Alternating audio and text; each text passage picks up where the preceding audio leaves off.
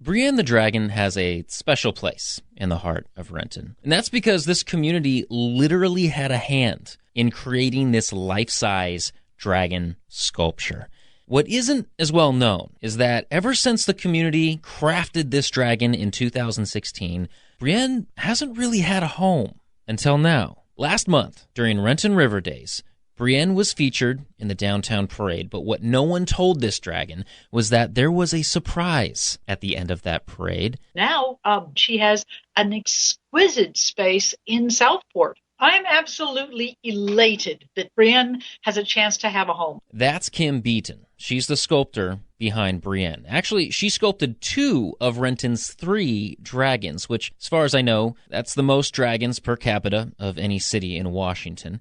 Kim is a New Zealand-based artist who usually works on big-budget Hollywood films like The Hobbit, but in 2016, she was spending months in Renton, inviting the community to help her build this sculpture in a downtown storefront. Someone would walk in, I would hand them some clay, and I would say, sculpt this little space, and they would. And this was all done as a promotion leading up to the very first Renton City Comic-Con. So when you look at Brienne and you see that patchwork glittering surface of thousands of scales, it's because dozens and dozens of people all individually sculpted it. And it looks pretty slick. For the last 3 years, if you wanted to see Brienne, you had to visit the Evergreen Market, which is Renton's pot shop. Folks under 21 haven't been able to visit her. And that's why Ben Andrews stepped in. He's with the Comic-Con, and he introduced Brienne to Michael Christ.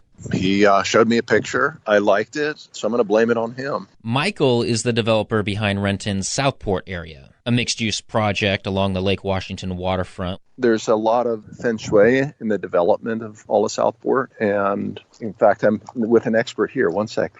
What's dragons have to do with feng shui? Dragons bring qi around. So it brings good energy into that area. So you have that feng shui expert in the background was Michael's wife, by the way.